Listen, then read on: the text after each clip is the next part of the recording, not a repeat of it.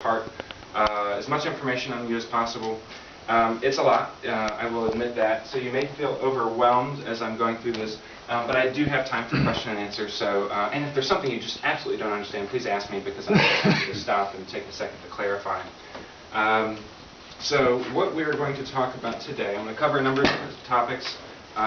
Showing up first on Google, we'll talk about some of the secrets to search engines, attracting more web visits, generating leads online, getting more impressions, meaning getting your website seen more often, and your brand in general, making content go viral, truly utilizing social media, not just posting random things on Facebook because you think you need to, tracking phone call sources so that you can see where your business is coming from, tracking web conversions so you can see when people come to your website and buy products or fill out forms where those conversions came from, and measuring your overall return on investment, not just with digital marketing but with traditional marketing as well, and building better campaigns both online and offline. So I'm going to go ahead and dive into this.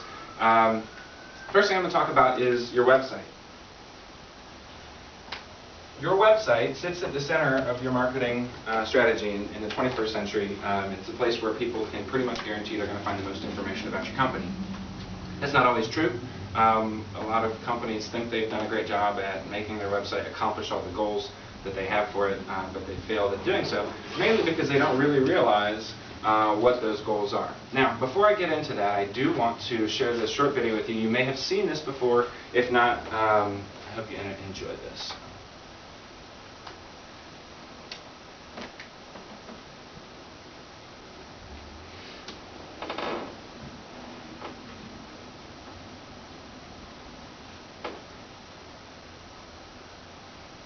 Just to kind of preface this a little bit, as this was loading, mobile revolution is coming, and this is going to tell you a little bit about that. You're not going to watch the ad. Good old YouTube, you can pretty much guarantee to see an ad every single time. Something we'll talk a little bit about later too, but there's an opportunity for even the smallest of companies to have ads show up on YouTube, so it's not just for the Hondas of the world.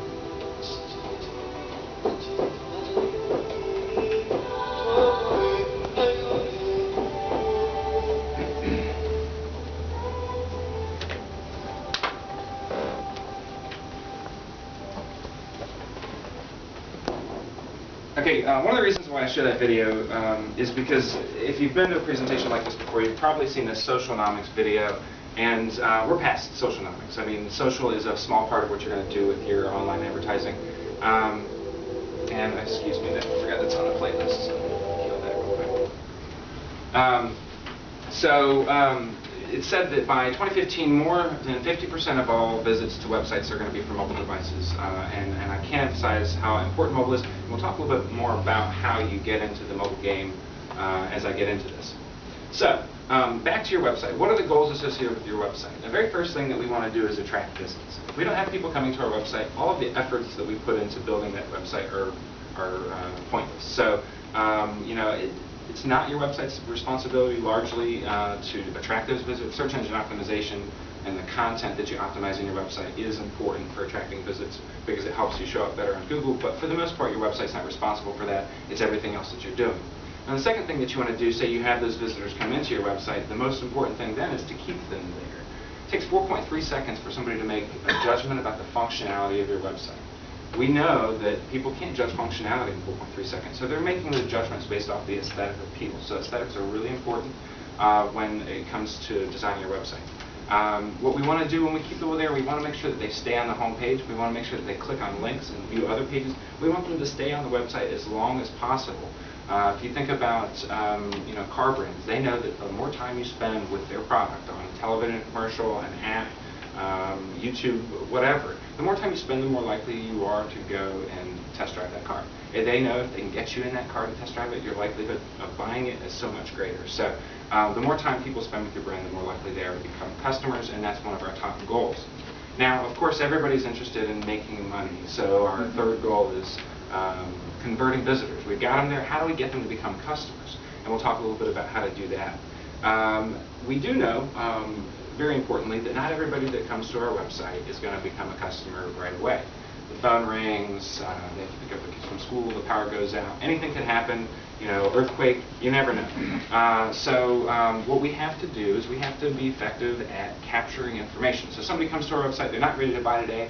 How are we going to get them to tell us who they are so that we have the opportunity to get in front of them again in the future? Because it's likely that if they leave your website, they may never come back. So capturing information is important. Next, we want to make sure that we attract return business. We want people to come back as often as possible and spend more time with our brand again and again. And how do we do that? We'll talk about as well. Lastly, and almost most importantly, measure. We want to measure absolutely everything. If you don't know where people are coming from or what pages they're spending time on or what links they're clicking more often or what keywords they're typing into search engines to get to your website, if you don't know what investments you've made that have driven or maybe haven't driven traffic to your website, then you're spending time and money on, again, fruitless efforts because you need to be making sure that you're getting the maximum return on your investment. Without measuring, you're throwing it all up in the air. So I'm going to tell you a little bit about search engines and the secret to search engines. So the business model of a search engine, we think about them as being a place where they give us information, but there is a business there and there's a lot of money in it. But what search engines have the intention of doing is giving great search results. So you go there, you type something in, and the results that show up at the top of the page are going to be something that you want to click on because it's going to give you the information that you want. Not only does that information need to be relevant, but it needs to be valuable to you, and it needs to be fast. You need to be able to click on that link and have that page pop up with the information you're looking for. We don't have time to waste. We also want to make sure that it's functional and usable. That website that we go to, we need to make sure that we can click on the links that we need to get the information we're looking for. If all those things don't fall into place, we're likely to go to a different page. And the top results, maybe one of them isn't as good as some of the others, but we've got the time to click around a little bit. But if one of those elements isn't one of the elements that is incorporated into that website, then we're going to run into trouble with that specific site. Now, again, back to search engines, we want to attract return users. We want people to have that great experience because we want them to come back. And why is it that we want them to come back? It's because there's ads at the top of search engines and on the right-hand side of search results. Those ads are how they make money. And the more likely, the more times you come back to the search engine, the more likely you are to click on an ad. And every single time you click on an ad, Google gets paid, and Bing and Yahoo, and anybody that runs ads on their service. So we want to make sure, for search engines, we want to make sure they get a great experience so they come back and click on ads. $29.8 billion per year globally is what is spent on search advertising That's a massive amount of money. And it's not because people don't click on ads, I can promise you that. Then what do they want to do? They want to repeat that process all over again. I mean, if you can imagine, when was the last time you searched Google? And how often do you do that on a daily basis? So when you're thinking about your website and you're thinking about search engines, you have to think about all these things so that you can kind of fit into their mold. You know, they say, well, there's algorithms, and the algorithms change, and we don't know anything about the algorithms. We know a lot about them. It's very, very simple. We're not trying to beat the system. We're trying to give Google what they want when it comes to our website. So how do we do that? What are the elements that help us achieve a higher placement in Google? And excuse me, I use Google interchangeably for search engines. It's kind of like the iPod of MP3 players. It's about 70% of all search traffic goes to Google, so that's why I reference that. So content's number one, the content inside your website. And you know, the first bullet there is actual content. This basically refers to the paragraphs that you have, the headers, the pictures. All those things are important. The more of it you have, the more Google's going to like you. The more content you have on a page, the more Google's going to like you. In addition to that, there's a lot of things that you and I can't see, or we see, but we really don't know much about what it is. So metadata, for instance. Whenever you go to Google, you have a blue line for the search result. This is the link that you click on to get to the website. That's your page title or your meta title. Below that, there are two more lines that say a little bit more about what that website is. It's called a meta description or alternate description. And those things are things that we have control over as site owners. We have the ability to dictate what that blue line is and what those two lines are beneath that. And basically what we're trying to do is both tell search engines what our information on our website is about, but also the people that see that result in search engines, we want to tell them what they're going to expect when they get there. And we want to use some language that's going to hopefully convince them to click on our link versus somebody else's. In addition to that, photos, we see a picture. Search engines don't see a picture. They see the information that's embedded in that picture. And when you put a picture on a website, you have the ability to embed additional information about your company, the picture itself, what's on that page, so that you have the ability to kind of feed more information to search engines so that they can see that your site is a little bit more relevant. Another one here is called H tags. And basically, if you look at a website, typically you're going to have a bold line at the top, and you're going to have a paragraph, and maybe another bold line. And sometimes those bold lines of text are different sizes. Well, those are called H tags, and the largest one is an H1, and it carries the most weight with regard to how search engines see your content, all the way down to H6 with the least relevance. And each one of those is weighted a different way with regard to search engines, as well as paragraph text, and making sure that the words that we want to be associated with our business and our service and our company are in that and the content is really important. So, you know, if you do fire damage restoration, well, then you're going to want to make sure that that is in the title, in the description, in the heading, in the paragraph, in the photo tags. Every place that we can put that in that particular page of the website is going to tell search engines this page is about fire damage restoration. Next, we talk about, and there's some other things too. I mean, that doesn't even scratch the surface. You get multimedia content. People are lazy; they don't like to read. So if you can put videos on your website, that's very valuable to search engines. Making sure that your content's changing on a regular basis is another thing that Google shows Google that you're actively participating in providing great information for people who come there.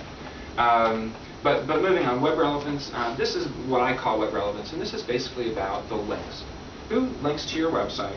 Who do you link to? What pages in your website link to other pages in your website? The better you build that structure, the more people you can get to link to your website, and namely the high quality links that you can develop. So I'm also part owner of Computer Concepts. Apple, because we're an Apple reseller, an Apple Authorized Service Center, has linked to our website. It's probably one of the most valuable links that you can get. But if you think about that versus a website that I started yesterday that I might send to that website, the two are going to be weighted very differently. And having a range of those is good, but the higher quality links you have, the better you're going to show up in search.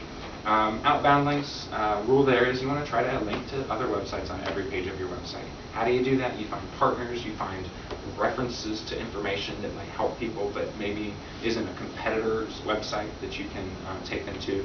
Any way that, and the way that search engines see this is they say, are you contributing to the internet by giving relevant information, giving people opportunities to collect that information? And then again,